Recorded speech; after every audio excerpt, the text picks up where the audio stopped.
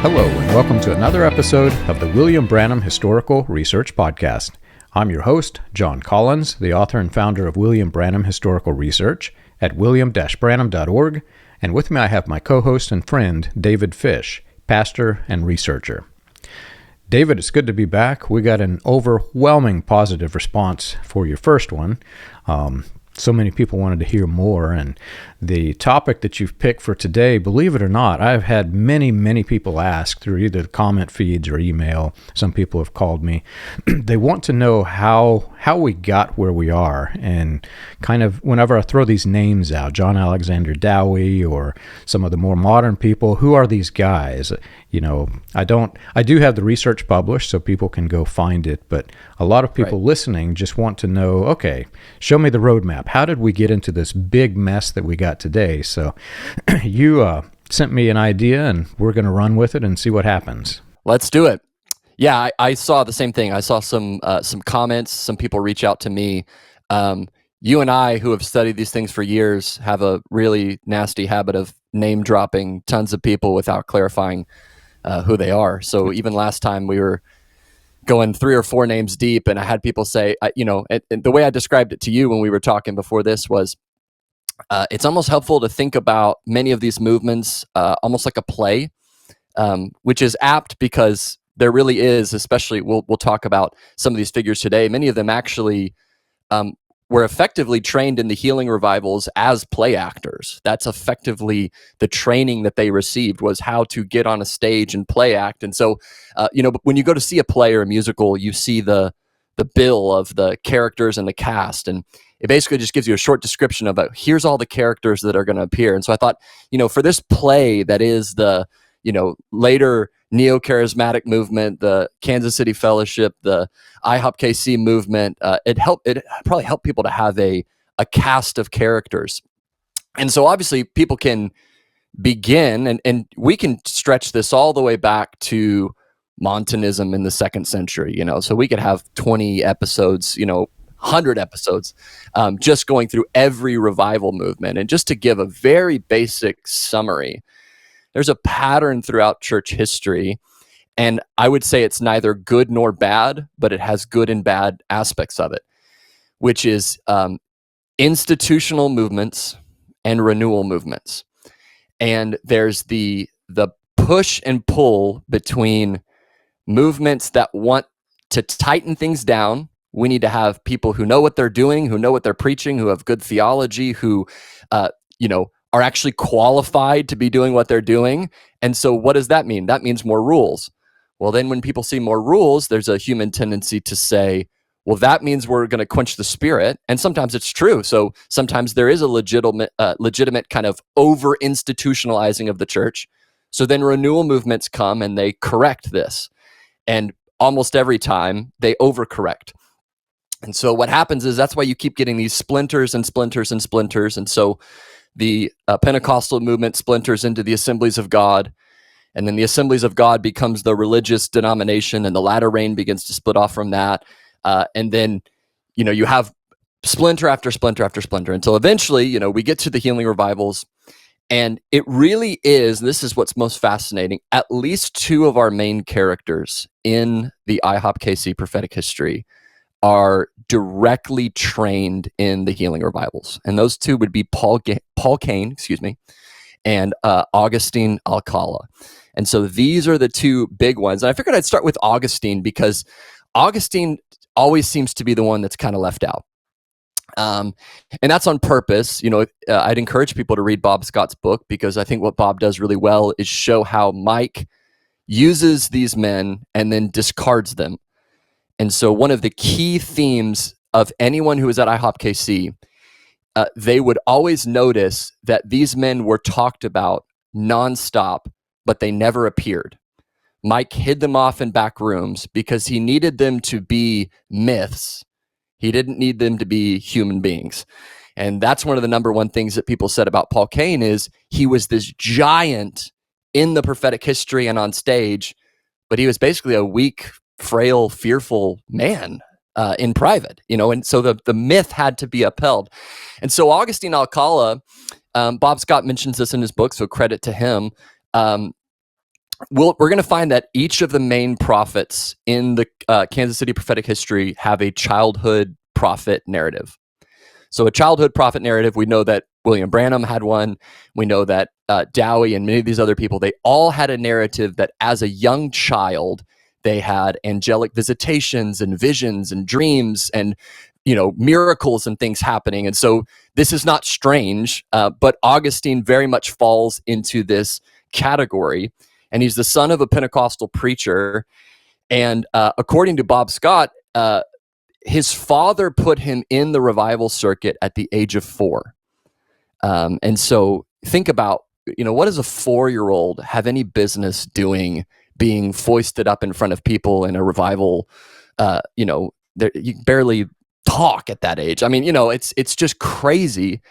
And then sadly, of course, Augustine is abused by the ministry managers. He's abused by his handlers. And I don't know if we'll ever really know, but I think if we were to look into this, it was probably 9 out of 10 of these guys were abused by their ministry managers. I think if people think Hollywood has some kind of hidden ring of some sort, I think this early healing revival world in particular was much the same way. So Augustine has this childhood narrative. He begins to be trained in how to do the parlor tricks that he needs to do.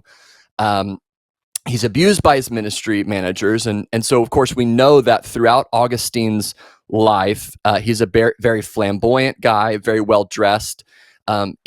It's kind of funny, to be honest, and ironic, because Augustine and Bob Jones, who we'll talk about, I'm sure, are yin and yang, total antitheses. I mean, Bob Jones, military guy, tough guy, alcohol abuse, no education, no flair, no sense of style. He's one of the worst dressed guys. Just watch any video of him. He just barely knows how to put himself together. And then Augustine's like perfectly coiffed hair, perfect, very flamboyant.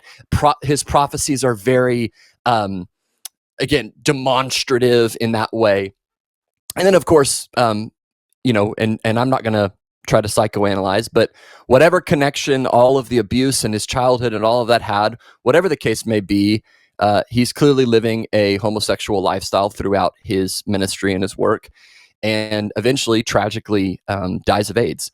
Augustine is influential in giving many of the most important prophetic words in the prophetic history.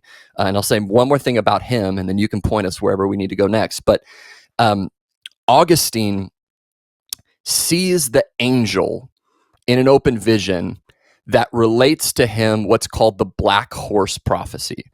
This is important because this is a prophecy about a demonic attack that would come against Mike and his ministry in the form of a black horse, and it would come, according to the prophecy, as soon as Mike moves east.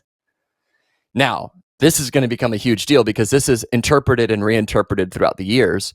But the interesting thing is, once Augustine ceases to be useful to Mike, and once Mike effectively memory holes him and kind of shoves him in the closet, so to speak, what do you know? In the last few times Mike tells the story, it's changed, and now Mike is the one who saw the angel, not Augustine.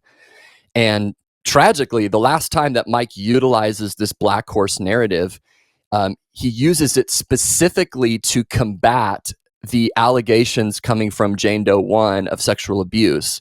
And so, again, this is a pattern we see from many of these ministries. The second there's a credible allegation of abuse, well, this just confirms the prophecy that was said that people were going to come against me and accuse me, and Satan's the accuser of the brethren. And so Mike utilizes and manipulates this on the platform to kind of get ahead of things, because many of the things weren't even released yet, of course, when Mike was preaching. So he was effectively forming this barrier to people saying, don't come at me with this. But I'll say one more thing about this, and that's the black horse is supposed to attack Mike when he moves to the east. Well, you can read several stories about this in all of the histories that are in existence. They see this fulfilled first in the 80s when Kansas City Fellowship plants a campus further east. And they say this is the fulfillment. And then there's an attack that comes against the ministry in the form of Ernie Gruen and others. And they say, see, we moved to the east. Well, Mike, again, memory holds that. And now it's because we went to the east, meaning we started praying for Israel. So we went to the east, and that's why now Jane Doe is attacking the ministry, and that's the black horse. And so again, we have multiple fulfillments in prophecies that were clearly intended to just be a one and done type thing. So anyways, that's the intro to the character that is Augustine Alcala. It's such a crazy character too. I've read some studies on him, and it's not unique. That's the odd thing. Whenever people today hear a 4-year-old child is entering into the ministry, it seems foreign to us, but if you go back into the latter rain years, there were multiple children who had experiences such as going into heaven for five minutes in heaven or something like this. There's some weird stuff behind it. And there's so much to unpack with what you said, but one of the things I really want to hone in on, psychology fascinates me.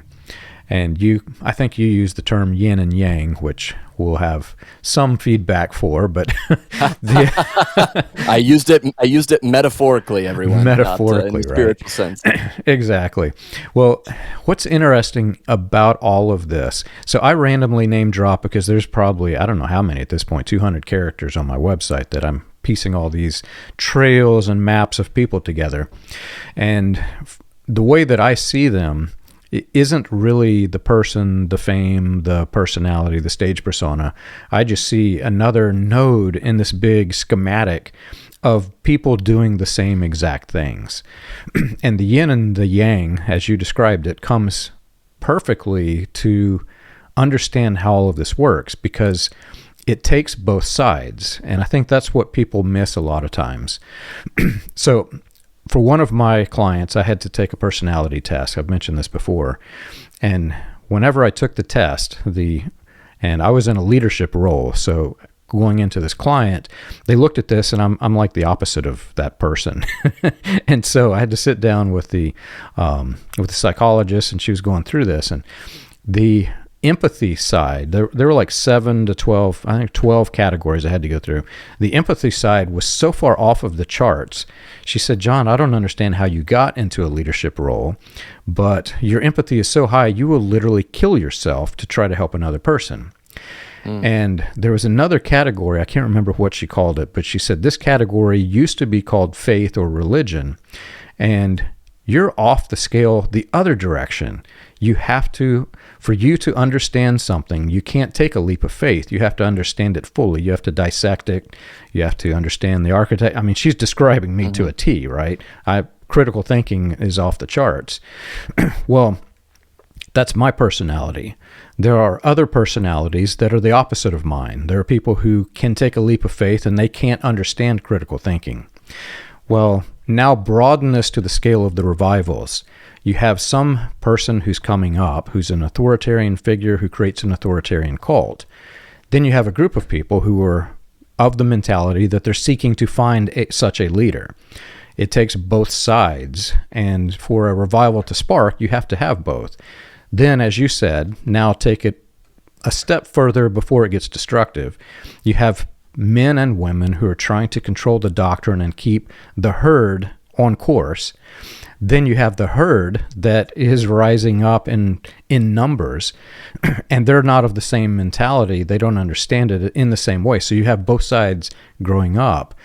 Well, what happens is it comes a point where there's this explosion, and both sides go different directions, and you start to see problems and patterns exist. Then that creates a mess. Then another one comes to try to steady the scale, right?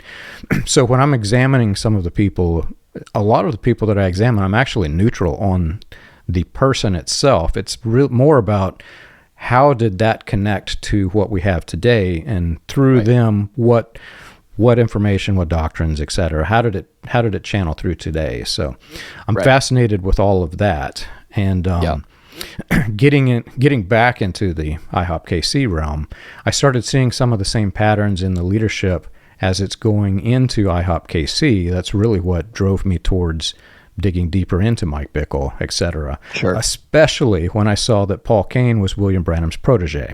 Sure. And that's probably a helpful segue.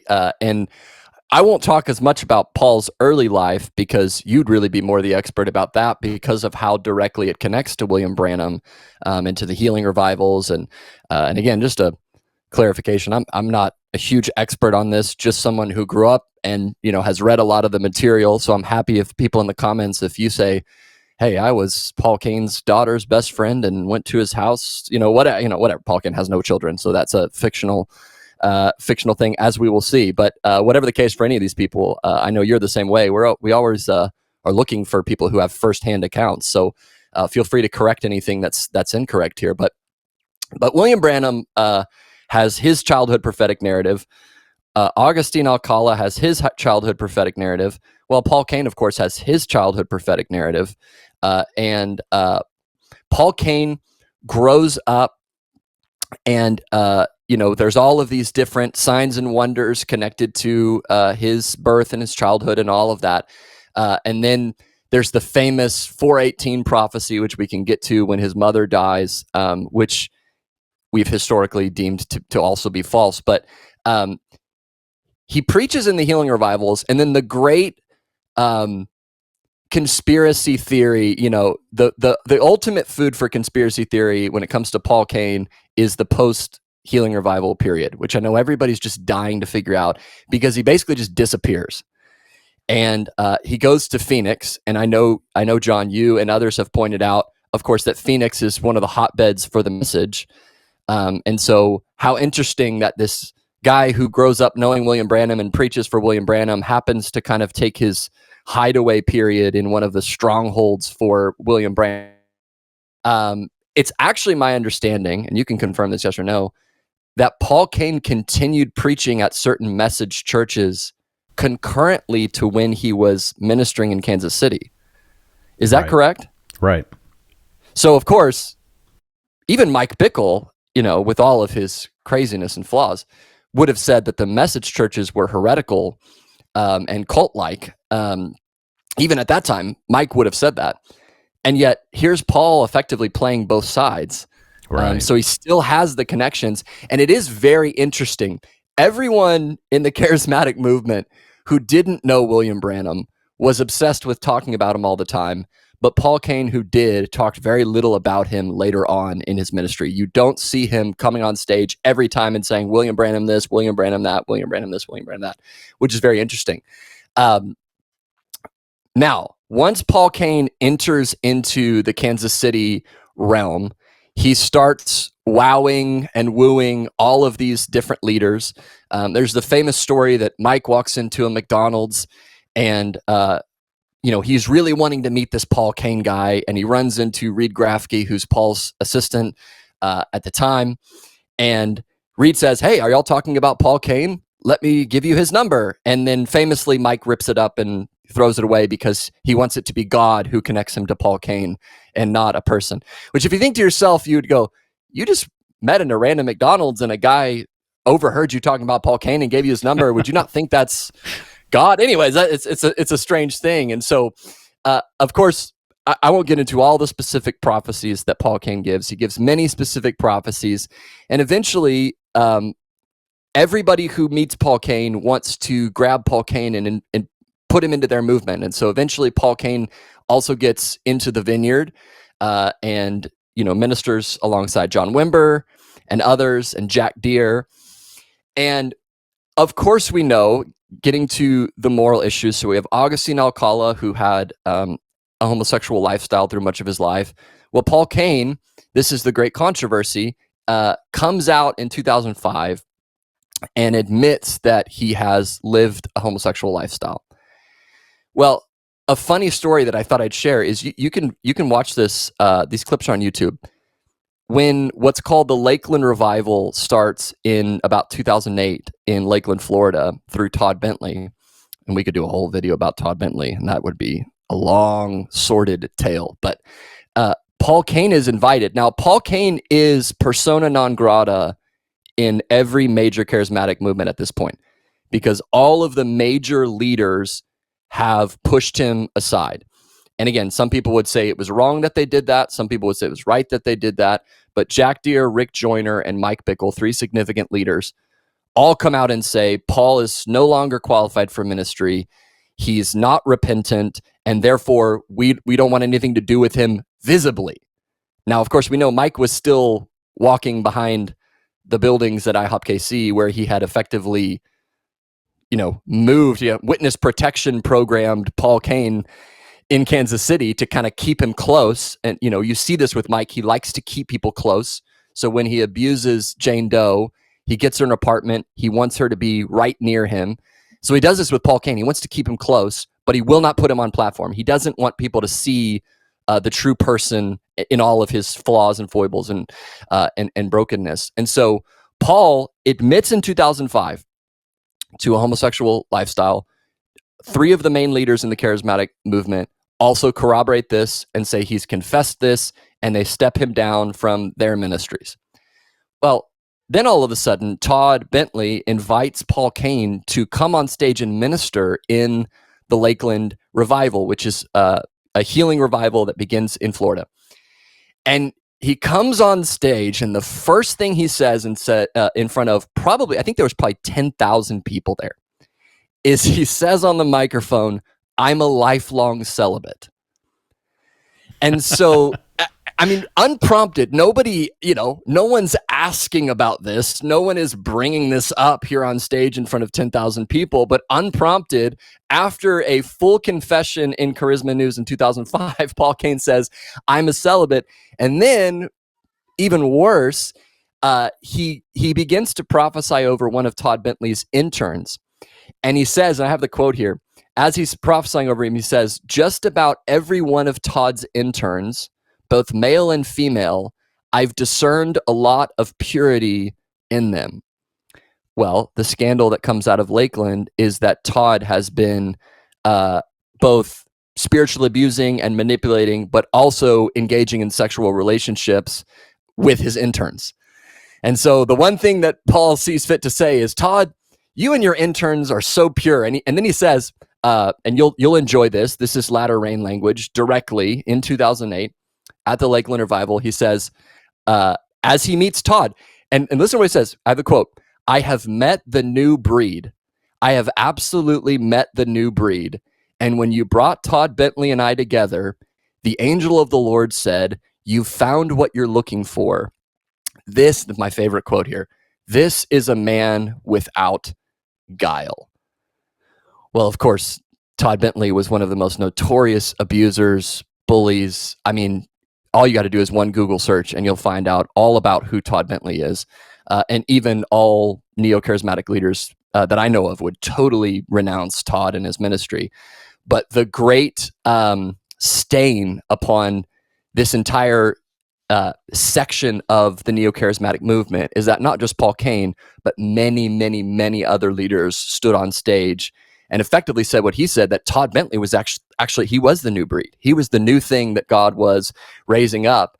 And so I find it very interesting that Paul Cain, he does this, and you can tell me, if you want to share anything on your end, but he frequently admits to things and then walks them back, and admits to things and then walks them back, and then says this thing to one person and says another thing to another person, and ministers in Kansas City with kind of more, again, quote unquote, theologically orthodox. Of course, there was issues in Kansas City, and then also also ministers to the Vineyard, and also has potential secret CIA connections. And so Paul is playing all sides. He's playing every side of the coin.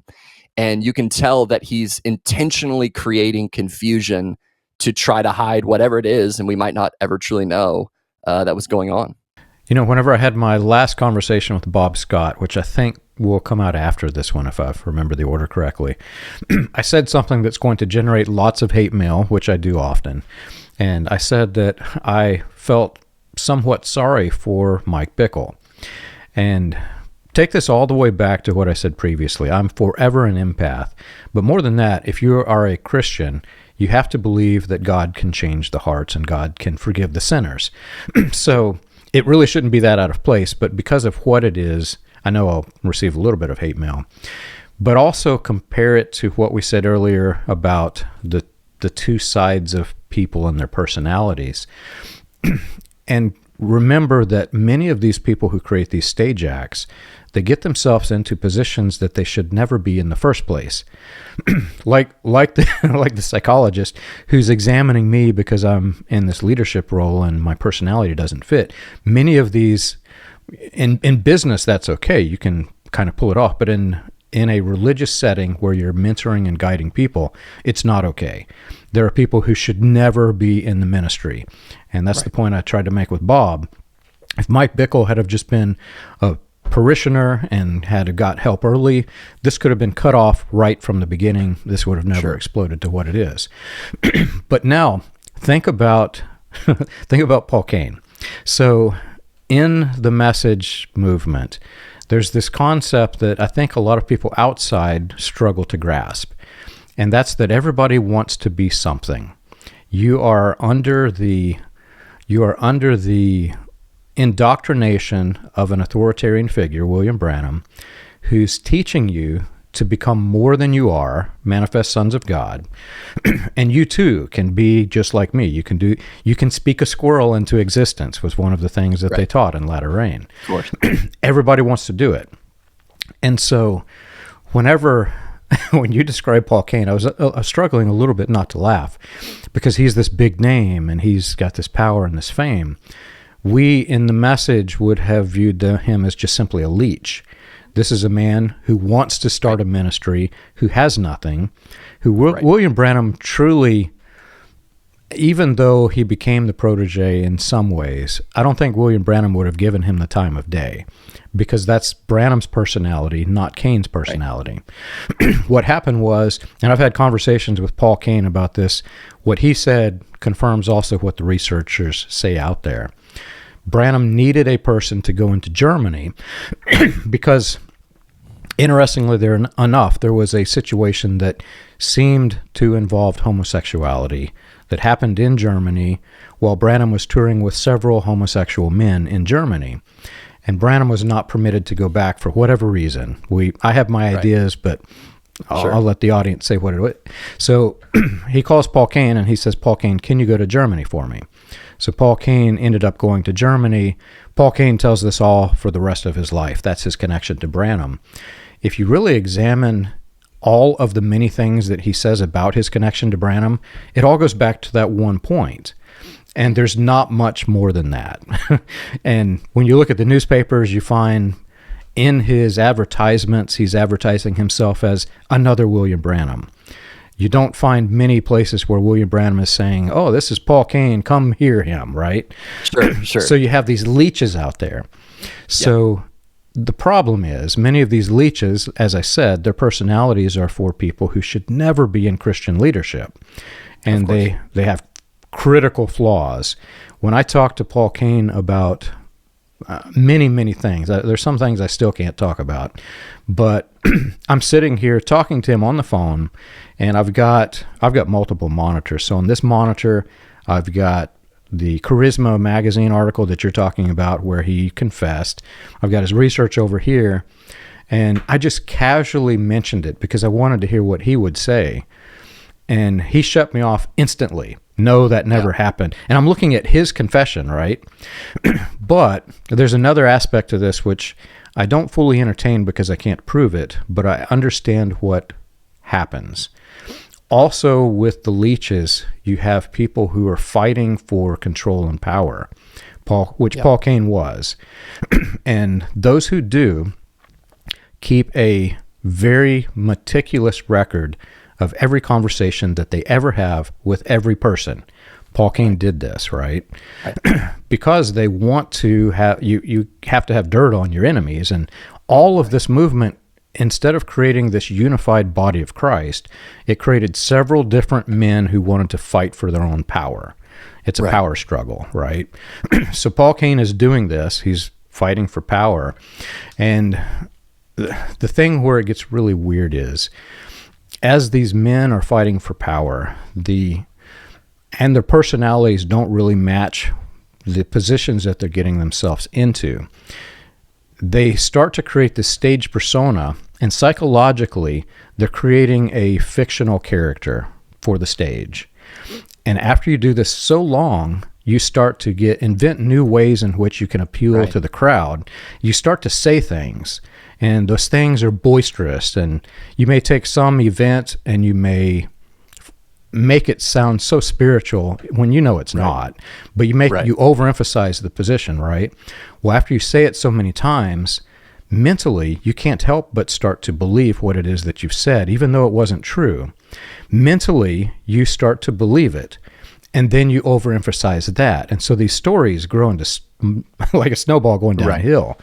So psychologically, where Paul Cain ended up with this great big ministry that you're talking about, I remember looking through the research of this little man who's a leech who's trying to become William Branham. Have you ever wondered how the Pentecostal movement started, or how the progression of modern Pentecostalism transitioned through the latter rain, charismatic, and other fringe movements into the New Apostolic Reformation? You can learn this and more on William Branham Historical Research's website, william-branham.org. On the books page of the website, you can find the compiled research of John Collins, Charles Paisley, Stephen Montgomery, John McKinnon, and others, with links to the paper, audio, and digital versions of each book. You can also find resources and documentation on various people and topics related to those movements. If you want to contribute to the cause, you can support the podcast by clicking the Contribute button at the top. And as always, be sure to like and subscribe to the audio or video version that you're listening to or watching.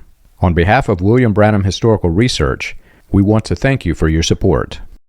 When people hear that some of these men embellished their stories or invented stories or exaggerated miracles, I think for some people within the charismatic movement or in other places, they might think that that's not really that big of a deal, right? So when we talk about sexual abuse and moral scandals, that can feel way more important. And of course, in some ways it is. I would never want to equivocate the two, but what I would say is don't discount how big of a deal it is when someone claims to have done something that they didn't do and then tells you that you can do what they did but never actually did. Absolutely. Because what does that do? It shipwrecks people's faith. People have entirely rejected Jesus and Christianity and faith altogether because they were told they can do certain things that the people telling them that did not even do. And so I would just say, even if, so for the people who maybe had a blend, if you believe in true prophetic ministry, then maybe you believe that there were some legitimate things that happened, and I would be one of those people. I think something happened in some of these ministries, not necessarily Paul Cain and the ones we've mentioned, but the second you start inventing things, I would tell people you effectively have the grounds to cancel out almost all of the true stuff, if there was any, because it's so difficult to tell the mixture. And so, I think it's, so for example, maybe briefly I can get into Bob Jones because this is a helpful segue. Bob Jones, of course, has a childhood prophetic narrative. So now we have Paul Cain, Augustine, Alcala, Bob Jones, the three biggest figures in the Kansas City prophetic history, all have divine childhoods. They're all seeing visions. They're all whatever, which, as we can get to, and this is what you're pointing out, is probably related to their personality more than it is anything that truly occurred as a child. Because when you think about the way the Bible works, the Bible's so big about confirmation and discernment of prophecies and prophetic words. And who was helping these 5-year-olds, 6-year-olds, 7-year-olds? Well, it was their parents who were alcoholics and, all of these issues. They're the only ones that ever heard these stories, if they even heard them at all. So Bob Jones claims to have these divine angelic visitations. He first sees the angel Gabriel at age 9, right? And at the age of 13, he hears the audible voice of God calling to him. At age 15, he claims to have been taken out of his body and brought before God's throne. By the way, per Bob's own testimony, he is not a Christian. So how are you being taken up before the throne of God if you don't even know Jesus? Because according to even Bob Jones and Mike Bickle's theology, if you're an unregenerate sinner, you couldn't stand in the presence of God. And yet here are these children, and Bob's going to say that he doesn't get saved until much later, but he's being taken up before the throne of God. How does that work? Yeah. So of course, Bob famously, and I want to say this with a lot of compassion, I think it is possible to believe that these men really destroyed a lot of people, and also see the fact that they were manipulated, abused, and destroyed by the people who came before them. And that doesn't justify anything. It just is what it is. So Bob ends up in a mental institution. He struggles with heavy drinking and gambling. And so he ends up hospitalized in the mental ward of the VA. And he begins seeing demons. So he's seeing all of these demons. So again, he's confessing to being demonized and tormented. But yet at age 15, he's already been to the throne of God and seen the angel Gabriel and heard the audible voice of God. And then basically, by the time we get to the prophetic history, both Bob Jones and Mike Bickle claim that Bob would normally get 5 to 10 visions a night, and he would see angels 10 to 15 times a week. And that had been happening since 1974. So thanks to Ernie Gruen, who did the math for us, he says, if accurate, this translates to anywhere from 27,375 to 54,750 visions. In addition, 7,800 to 11,700 angelic visitations. So we're talking, by the time it gets to the 90s, further on in the 90s, close to 100,000 either angelic visitations or open visions of heaven, which of course is far more than anyone in the Bible or anyone else in church history. And in fact, this is a funny part about Mike. In order to offset this, here's what Mike does. He tells you repeatedly that Bob Jones saw 5 to 10 visions a night and angels 10 to 15 times a week. And then Mike says, but I've only heard the audible voice of God 3 times. This is what he says. He loved to say that. Because why? Because that then offsets Bob's craziness with his credibility. But then, and I would encourage anybody, go back and listen to Mike from the 1980s on, and you will find that he claims at least 10 to 15 times to have heard the audible voice of the Lord. Repeat it. So what he's doing is he'll claim it in the moment to give it more authority, and then he'll backtrack it later on to make him seem more normal. And so this is I would say it's even gaslighting, right? If we know, again, I know that term's thrown around loosely now, but I think that's what it is, where you heard Mike say just a month ago that he heard the audible voice of the Lord, and a couple months earlier, he also said he heard the audible voice of the Lord, and now he's telling you, but I've only heard it 3 times, and it doesn't happen to me a lot. I'm just a normal guy like you. So there's this gaslighting happening, and Bob Jones, unlike Augustine and Paul Cain, he doesn't have a direct connection that I know of to the healing revivals. So he wasn't, a childhood evangelist in the healing revivals. But there's no way that Bob was not deeply entrenched in the latter rain, because he's clear about the manifested sons of God. He's clear about the billion soul harvest. He's clear about Joel's army. And we were all raised thinking that Bob Jones received that out of nowhere, out of the clear blue sky. He's talking about Joel's army and the billion soul harvest, which of course, I don't know if it'd be an interesting project. The billion soul harvest goes way back. It goes way further than Bob Jones. This is, a thing. And so to cap off Bob Jones, just to recap, we've got Paul Cain, childhood prophetic narrative, moral issues, crashes out. Augustine, Alcala, childhood prophetic narrative, moral issues, crashes out.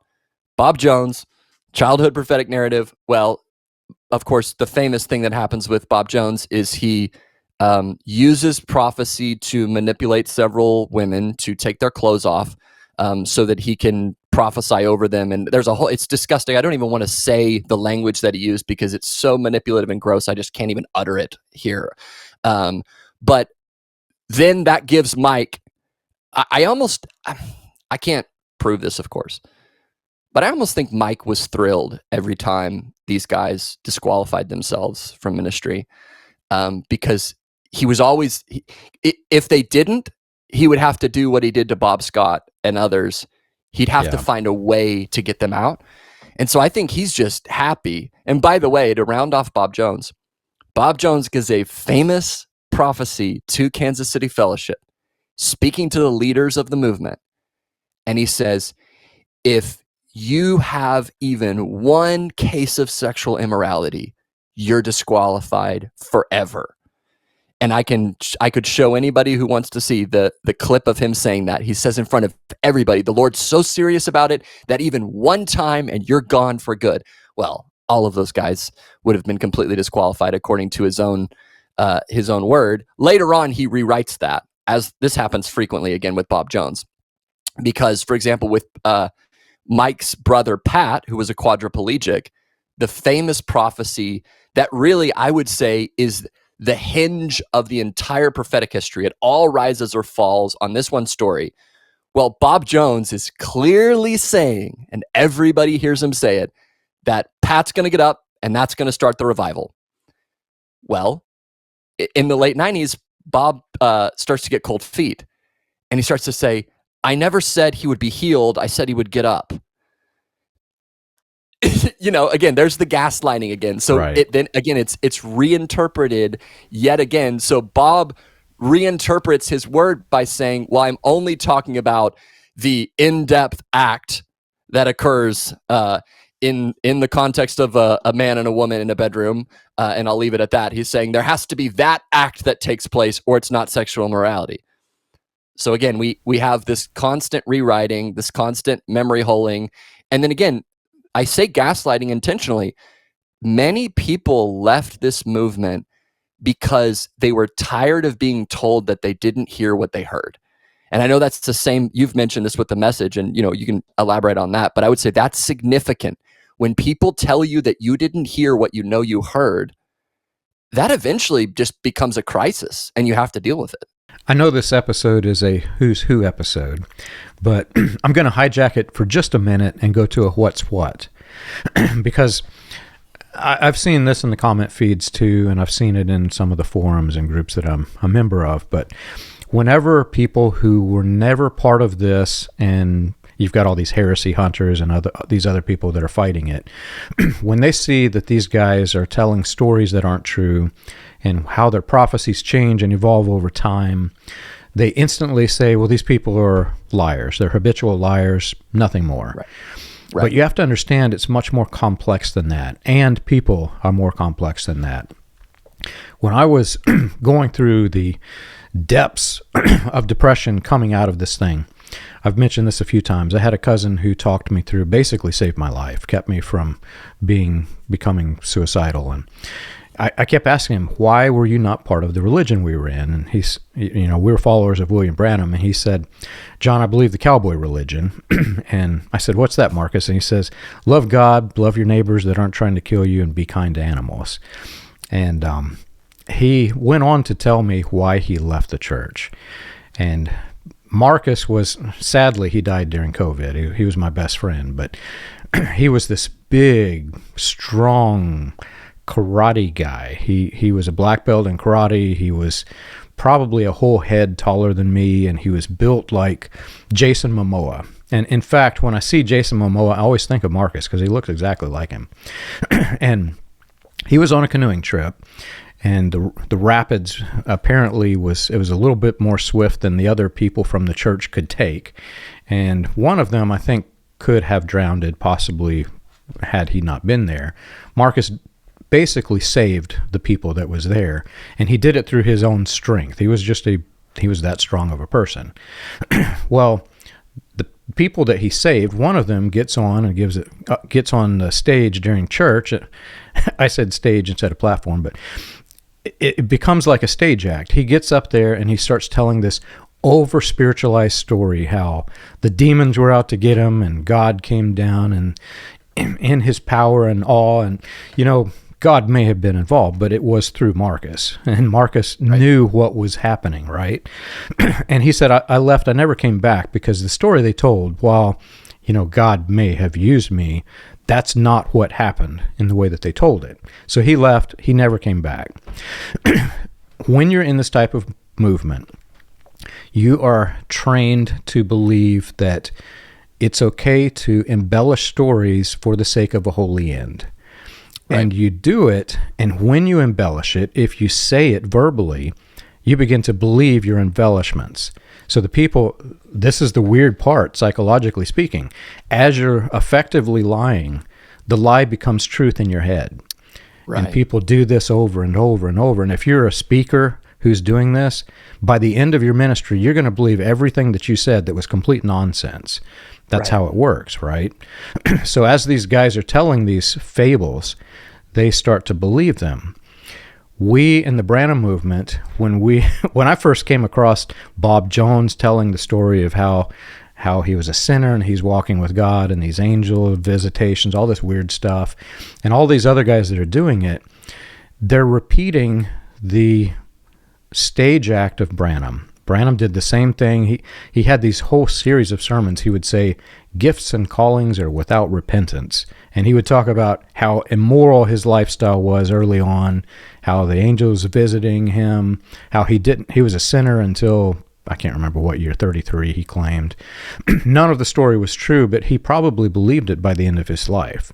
So as they're telling these stories, they start to believe it. And I've studied just that, beyond the psychology, just from a religious standpoint. It's wrong to do that. Like you said, you're going to drive people away from the faith. But where did it begin? And the earliest I can find it is in the Gnostics. There was a Gnostic group that truly believed that you could tell lies for the sake of a holy end. As long as you convinced the person to God, you were doing a holy thing. Yeah, I mean, it really is. And I've been someone who's done public speaking for much of my life, which is not very good for you. Just, so in the sense of, unless you have tremendous support, which thankfully I have had, and not just tremendous support, unless you have consistent people telling you, knock it off, that's not true, don't twist this, I was there. Because the shameful part is, once someone starts believing their own lie about a story, what really pains you is thinking about all of the people who were there.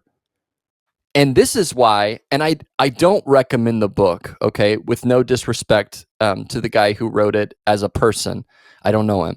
But the book by Daniel Falls about the Kansas City Prophets and Pat Bickle, I think Daniel's not an unbiased source, and many of his comments in support of Bob Hartley and others, I think, are reprehensible. So I would just say that up front.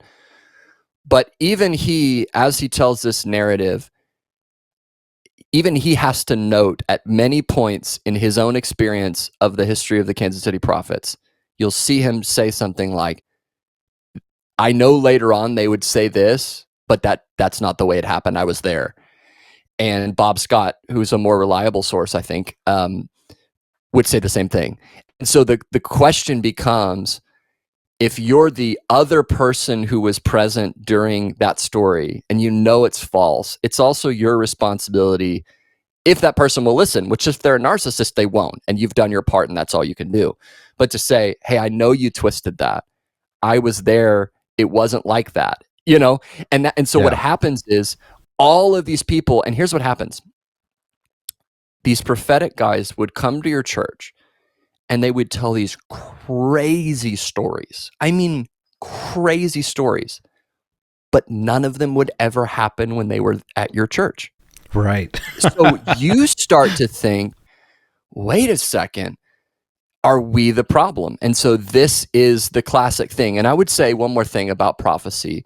and this is my opinion, my theological take as a pastor, but I also think it's within the best of the charismatic Pentecostal movement over the last 100 years in its best manifestations and its most thoughtful manifestations, is that prophecy does not operate the way that all of these men said it operates. The gifts of the Holy Spirit in 1 Corinthians 12, well, the word gift is not in that chapter. The word gift doesn't appear.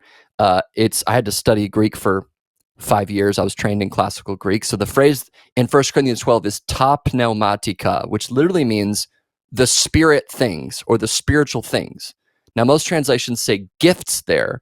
So the problem there is that we view prophecy, or at least those men and many others in the charismatic movement, view prophecy as, if you say it's a gift, right? We think of gifts as something that once we have them, we possess them. They're mine. I own them. Absolutely. But in 1 Corinthians 12, the word that's used is manifestation. So if you're someone like me who still remains open to these things, the theological key there is that these are things that God can sovereignly do through anyone at any time. They are not things that we possess internally. So when we think of gifts, we think he's a gifted musician, and that's just something you're born with. Well, in the New Testament, no one is born, and even in the Old Testament, by the way, in the Old Testament, prophets prophesy when the Spirit of God comes upon them. It is not something they can do at will. And in fact, at will prophecy is called divination. It's called soothsaying. That is not the same thing. And so really, that's where I think the argument can be made that many of these men were involved in divination, that some of these things were coming from other sources.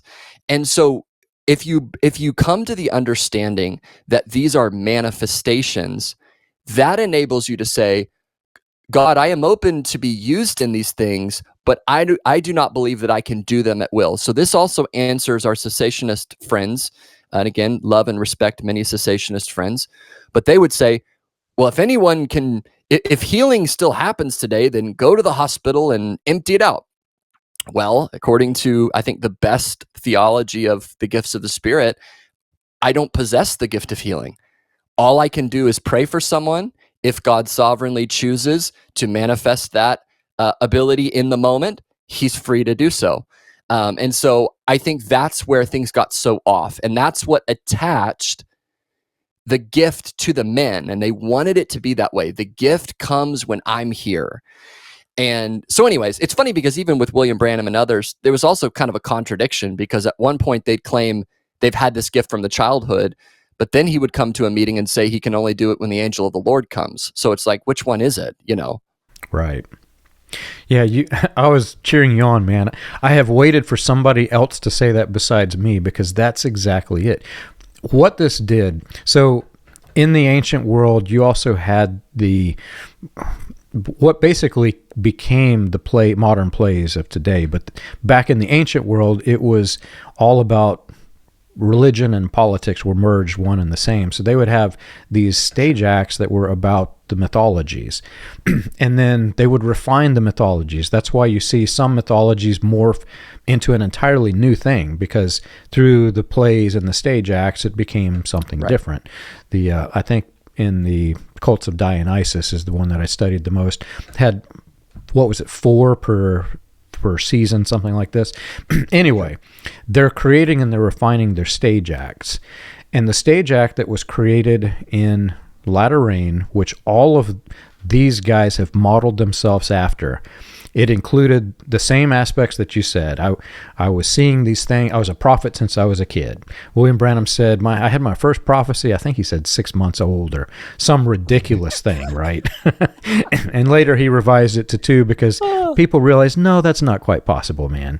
And so these things, they're patterning themselves after Branham. Well, Branham was not patterning himself off of some new invention.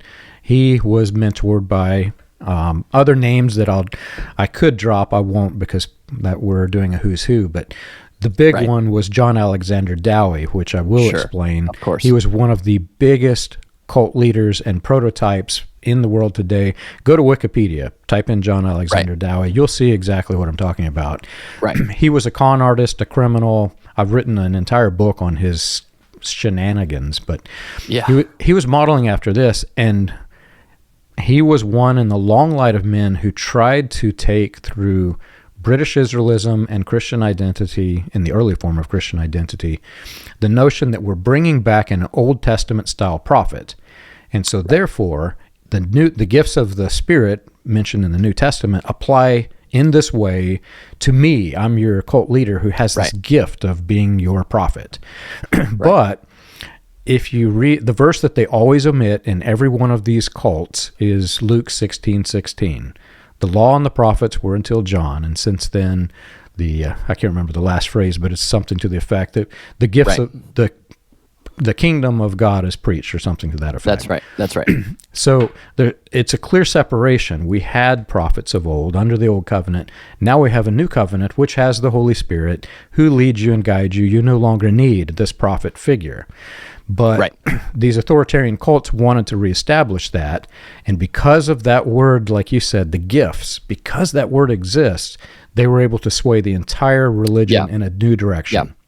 Yeah, and it's helpful to note, and this is just the most basic connection, because again, I think some people are, you could draw some form of historical connection between almost anybody, right? If you work hard enough, you can find a way to link. But I want people to see how specific this is. John Alexander Dowie claimed that the end of Malachi about God sending Elijah was about him. William Branham claimed that the last passage in Malachi about God sending Elijah was about him. And by the way, they all thought that there would only be one, just so you know. So they're all actually giving each other the middle finger in doing this, by the way. Exactly. So Dowie says, Malachi, the prophecy about Elijah, it's about me. Branham says, the prophecy about Elijah, it's about me. Well, if you read Jack Deere's article about Paul Cain's Bible opens to the book of Malachi, and I don't remember the way Jack words it, but he basically says, Paul winks at me and clearly says, this is about me. Yeah. And so exactly what you said. And by the way, this is where, I'm not a psychologist, but one thing I do know from having some experience with certain individuals, when people start to have clinical delusions, the first thing they do is claim to be a famous or sacred figure. So schizophrenic people will often tell you, I am Jesus Christ. They pick some kind of lofty figure. And in that moment, that's the thing about schizophrenic people. It's kind of like what you were saying earlier. They're not lying. They just have an illness. Something is wrong inside of them. They think they are Jesus Christ, like in that moment. And so people who are somewhere on that spectrum, I don't think that any of these men were so cold and calculating that they were like, I'm going to invent an Elijah narrative to try. I think they started to believe that they really were. And they really were the fulfillment of these things. And so, and it's crazy too, because this is how they go about rewriting things. And even with the prophetic history, to add one more piece, all of the prophetic history is given to Kansas City Fellowship, which would later become Metro Vineyard. Okay. Read the prophecies. They are all specific to Kansas City Fellowship, Metro Vineyard. Read the blueprint prophecy, which is supposed to be the most important prophecy for IHOP. It's about Kansas City Fellowship. It specifically talks about the different campuses that will come to Kansas City Fellowship. Well, Kansas City Fellowship becomes Metro Vineyard. Mike Bickle separates from Metro Vineyard. He leaves Metro Vineyard. He starts a brand new thing that, by the way, destroys many lives in Metro Vineyard and completely decimates what was, from many accounts I've heard, a very beautiful church that really loved people. What do you know? He leaves the church the prophecies were made about, and now the prophecies leave with him. Isn't that interesting?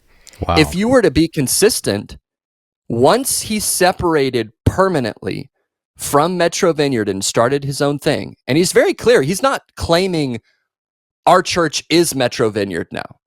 He's not saying we are the continuation of Kansas City Fellowship. He's not saying that overtly, but he takes all the prophecies that all of these men specifically said are for this church and applied them to IHOPKC, because ultimately the prophecies weren't about Kansas City Fellowship, they weren't about Metro Vineyard, and they weren't even about IHOPKC. They were about Mike Bickle. It all centered around him, to the point where if he reemerges in 5 years with a totally new ministry other than IHOP, all those same prophecies are going to be about him all over again. And therein lies the problem and the dilemma. Is Mike Bickle, at this point, whenever he's creating all of this, does he have some sort of a mental issue that's causing delusions? Is he creating a stage act and has a mythology, or is it a combination of all of it? And we may never know, but it's fascinating stuff. I can't wait to get deeper into all of this history. So thank you so much for doing this. Absolutely, John. It's always a pleasure. Well, if you've enjoyed our show and you want more information, you can check us out on the web. You can find us at william-branham.org. For more about the dark side of the Latter Rain movement, you can read Preacher Behind the White Hoods, a critical examination of William Branham and his message, available on Amazon, Kindle, and Audible.